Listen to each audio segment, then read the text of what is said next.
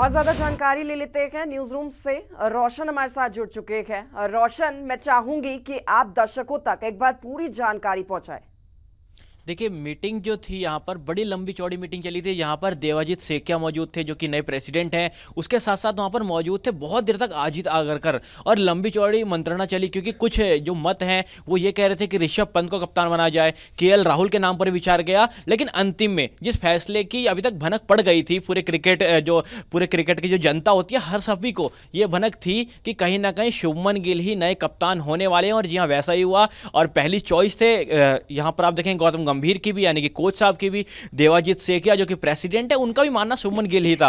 हालांकि साबा करीम ने थोड़ा सा बोला था कि कहीं ना कहीं केएल राहुल के बारे में सोचा जा सकता था, लेकिन एज फैक्टर को देखते हुए या फिर नई पीढ़ी को आगे बढ़ाते हुए देखते ही शुभमन गिल को नया कप्तान चुन लिया गया है। और ऋषभ पंत का उप कप्तान, क्योंकि आप देखेंगे ना ऋषभ पंत का कप्तानी का रिकॉर्ड उतना अच्छा रहा नहीं है। आप देखेंगे अभी फिलहाल लखनऊ के कप्तान है आईपीएल में, वहां पर उनकी टीम जो है ना थोड़ी सी लड़खड़ाती हुई दिखाई पड़ रही है। लेकिन अब देखना होगा कि बड़ी जिम्मेदारी होगी, क्योंकि बॉर्डर गावस्कर ट्रॉफी में तो हमने देखा था कि शुभमन गिल टीम के परमानेंट मेंबर नहीं थे, कुछ मुकाबले खेले नहीं थे शुभमन गिल। तो अगर ऐसा होता है कभी कि शुभमन गिल नहीं खेलते हैं, हालांकि जब बाहर का दौरा होता है शुभमन गिल को थोड़ी सी प्रायोरिटाइज कम किया जाता है, तो यहां पर ऋषभ पंत उस समय कप्तानी का रोल निभाएंगे। और देखना यह होगा कि किस तरीके से टीम को चलाते हैं।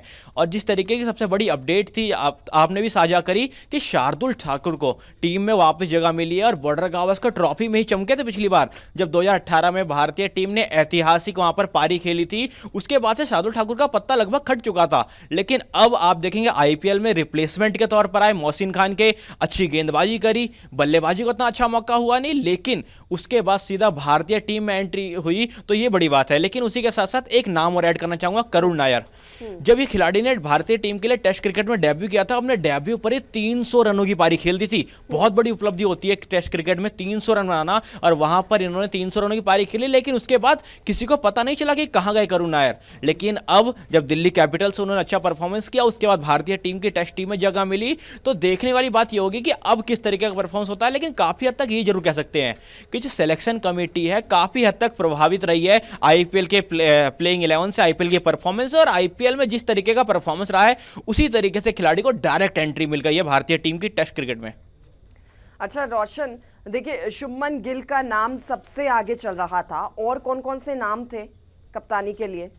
जी हाँ, शुभमन गिल का तो नाम सबको पता था कि शुभमन गिल बनने वाले हैं। लेकिन जो देवाजीत सेकिया है उनके सामने जो प्रस्ताव रखे गए कप्तानी के लिए, तो कई बार तो केएल राहुल का नाम आया, लेकिन केएल राहुल नहीं होते कप्तान, सब हर कोई जानता था। क्योंकि भारतीय टीम और खुद गौतम गंभीर भी नई युवा पीढ़ी के लिए काफी समय से लगे हुए थे कि नई युवा पीढ़ी का ही कैप्टन होना चाहिए, तो शुभमन गिल के रास्ते और साफ हो गए थे। हालांकि कहीं ना कहीं जसप्रीत बुमराह पे सवाल था। बुमराह ने तो एक बार प्रेस कॉन्फ्रेंस में भी कह दिया था कि मैं भी कैप्टनसी का ऑप्शन हूं। लेकिन जब बॉर्डर गावस्कर ट्रॉफी में हमने कप्तानी करते हुए देखा जसप्रीत बुमराह को, कप्तानी बहुत लाजवाब करी, बहुत उम्दा कप्तानी थी। लेकिन उसके बाद बुमराह की जो इंजरी हुई, बैक इंजरी हुई उनको, और उन्होंने चैंपियंस ट्रॉफी मिस करी। तो इससे ये देखने को मिल सकता है कि जसप्रीत बुमराह को आप इतना वर्कलोड नहीं दे सकते, इसलिए शुभमन गिल को चुना गया। तो हालांकि केएल राहुल लिस्ट में थे ऋषभ पंत भी कप्तानी के लिस्ट में थे, जसप्रीत बुमराह। लेकिन जो मौका है वो पूरी तरीके से दिया गया है यहाँ पर शुभमन गिल को। और अभी तक शुभमन गिल की बात करें ना, आईपीएल में बहुत बेहतरीन कप्तानी कर रहे हैं। इनकी टीम टेबल टॉपर बनी हुई है, अच्छे से टीम को चला रहे हैं, गेंदबाजों का इस्तेमाल करना जानते हैं। और इस टीम में डेब्यू हुआ है साई सुदर्शन का, और इस समय साई सुदर्शन के और शुभमन गिल की जो जुगलबंदी है ना, वो एक तो आप देख सकते हैं कि ऑरेंज कैप की जो लिस्ट होती है आईपीएल में, नंबर 1 पर साई सुदर्शन, नंबर 2 पर शुभमन गिल। तो यानी कि अब यही जोड़ी को भारतीय टीम ने टेस्ट क्रिकेट में उतार दिया है। तो अब देखना होगा कि ये जोड़ी किस तरीके से टेस्ट क्रिकेट में भारतीय टीम की बल्ले बल्ले करती है। अच्छा रोशन, इस चीज को आप कैसे देखते हैं क्योंकि देखिए वनडे और टी20 में भी एक अच्छा अनुभव रहा है शुभमन गिल का कप्तानी के तौर पर। जी, तो शुभमन गिल की अगर बात करें ना, तो शुभमन गिल जो कप्तान खिलाड़ी की अगर बात करें, प्रॉपर एक खिलाड़ी की बात करें, तो शुभमन गिल कोई रिस्की शॉट नहीं खेलते हैं, कोई इस तरह के शॉट नहीं खेलते जहां से अपनी विकेट गंवा सके। तो यही इनके एक मैच्योरिटी लेवल, और मुझे लगता है इसीलिए अपने इसी खेलने के तरीके से ऋषभ पंत से एक कदम आगे थे। क्योंकि ऋषभ पंत की बात करेंगे, कप्तानी के मटेरियल तो है, लेकिन अगर आप इनकी कप्तानी में और इनकी बल्लेबाजी में फर्क ढूंढने जाएंगे ना, तो ऋषभ पंत की बल्लेबाजी उनकी कप्तानी की तरह ही होती है। क्योंकि आप देखेंगे कब इनकी विकेट है, कब इनकी विकेट नहीं है किसी को नहीं पता रहता, लेकिन शुभमन गिल एक मैच्योरिटी से गेम को चलाते हैं और अच्छी तरीके से गेम को सांचे में डालते हैं। तो कहीं ना कहीं शुभमन गिल की जो मैच्योरिटी है, शॉट सिलेक्शंस है, जो कि ओडीआईस में भी दिखा है, टी20 क्रिकेट में दिखा है और टेस्ट क्रिकेट में भी हमने देखा था, क्योंकि बॉर्डर गावस्कर ट्रॉफी के ये हीरो रहे थे। जब भारतीय टीम ने पहली बार ऑस्ट्रेलिया को ऑस्ट्रेलिया के घर में हराया था, दो ही हीरो थे वहां पर, शुभमन गिल, ऋषभ पंत ने मैच विनिंग चौका लगाया था, लेकिन उस पारी को बुना था शुभमन गिल ने 91 रनों की पारी खेल के। तो कहीं ना कहीं उसी से बीसीसीआई ज्यादा प्रभावित हुई होगी, क्योंकि जो मैच्योरिटी लेवल है गेम को चलाने का शुभमन गिल का, तो अब इन पर ज्यादा जिम्मेदारी देने का समय आ चुका है। अच्छा, इंग्लैंड में देखिए पिच को लेकर कितनी चुनौती रहने वाली है, क्योंकि जो पिच है वो काफी बाउंसी भी होती है और पिछले दिनों भी पहले भी हमने काफी देखा है। इस बार कितनी बड़ी चुनौती?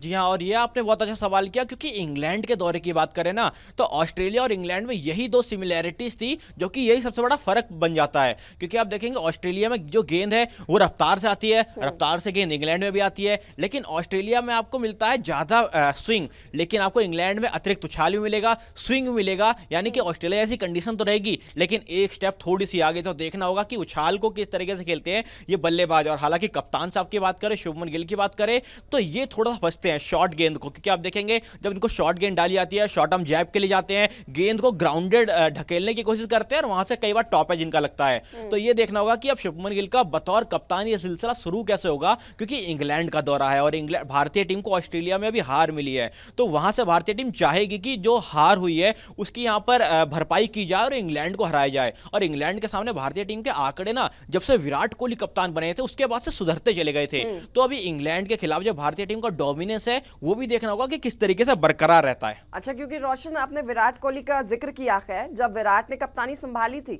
वो भी 25 साल की उम्र के थे और लगभग शुभमन की भी एज यही है, सिमिलैरिटी है दोनों में। जी हाँ, और विराट कोहली जब उन्होंने कप्तानी संभाली थी तो हमने देखा रेस्ट इज द हिस्ट्री, सब कहते हैं, क्योंकि विराट कोहली भारतीय टेस्ट टीम का सबसे सफल कप्तान माने जाते हैं। आप अगर विनिंग परसेंटेज देखें, सबसे ज्यादा उनका विनिंग परसेंटेज है, सबसे ज्यादा मुकाबले भारतीय टेस्ट टीम को विराट कोहली की कप्तानी में ही विराट कोहली जिता पाए हैं। तो यहाँ पर देखना होगा कि क्या शुभमन गिल भी उन्हीं के लक्ष्य कदम पर चल पाते हैं या फिर नहीं, क्योंकि यहाँ पर देखेंगे हर चीज का बैकअप है इस बार टीम इंडिया के पास। यानी कि जो नई स्क्वाड है ना, इसमें बहुत कुछ खास है, क्योंकि आप देखेंगे ओपनर के तौर पर शुभमन गिल कप्तान बतौर खुद ओपनर है, लेकिन हालांकि ओपनिंग करेंगे या नहीं करेंगे इस पर सवाल होगा। साई सुदर्शन को चुना गया है। अभिमन्यु ईश्वरन डोमेस्टिक क्रिकेट में कई सारे रन बनाए हैं और इनके शतकों की बात करें तो शतकों की छड़ी लगा दी थी, लेकिन इनको ऑस्ट्रेलिया दौरे पे खिलाया गया था, बल्ला इनका भी नहीं चला था। तो हालांकि देखना होगा कि जो टीम का कॉम्बिनेशन होता है, जो 11 खिलाड़ी चुने जाते हैं वो कौन से होंगे जो प्लेइंग 11 में शामिल होंगे, क्योंकि अगर आप देखें ओपनर के भी कई सारे ऑप्शन है। विकेट कीपर की बात करें, ध्रुव जुरैल को टीम में मौका दिया गया है, केएल राहुल होंगे ही, तो यहां पर देखना होगा विकेट कीपर के भी काफी सारे ऑप्शन है। और अगर ऑलराउंडर की बात करें,